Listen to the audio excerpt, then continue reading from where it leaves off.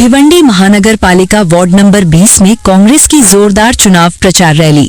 भिवंडी महानगर पालिका चुनाव के मद्देनजर वार्ड नंबर 20 में कांग्रेस पार्टी की ओर से भव्य चुनाव प्रचार रैली का आयोजन किया गया।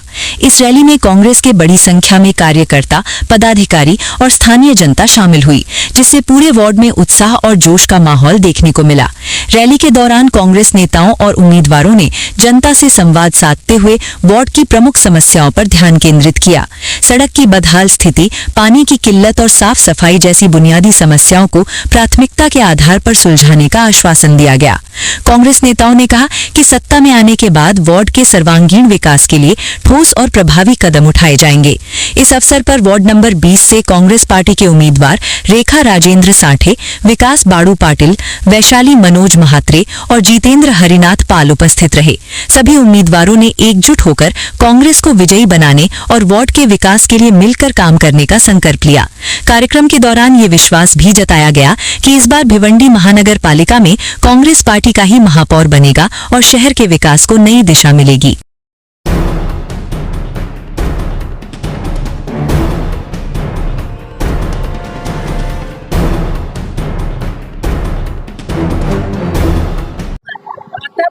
जनतेसमोर चारच मुद्दे मांडतात: गटर, पाणी, रस्ते। या पलीकडे सुखसुविधा आहेत, नागरिकांमध्ये त्याची जागरूकता व्हावी आणि महिलांची जी सेफ्टी आहे त्याच्यावर विचार करण्यात यावा। जे मुलं गांजा, ड्रग्स, गुटखा वगैरे हे घेऊन जे त्रास होतोय नागरिकांना, स्थानिक लोकांना, चोरीमारी होते, त्याच्यावर कुठेतरी आळा बसावा यासाठी आमचे प्रयत्न असतील आणि मुलांना कसं व्यसनमुक्त केलं जाईल यावर आमचा पुरेपूर अभ्यास असेल आणि त्याप्रमाणे पुढची वाटचाल करू।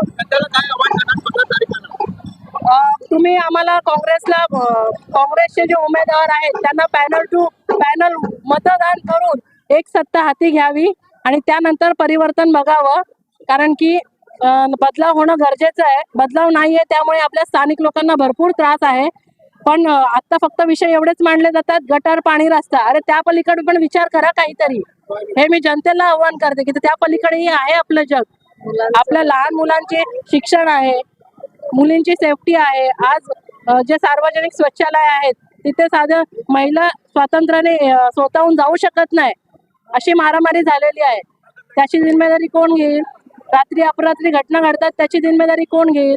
याच्यात काहीतरी महिलांसाठी आतापर्यंत काय केलंय?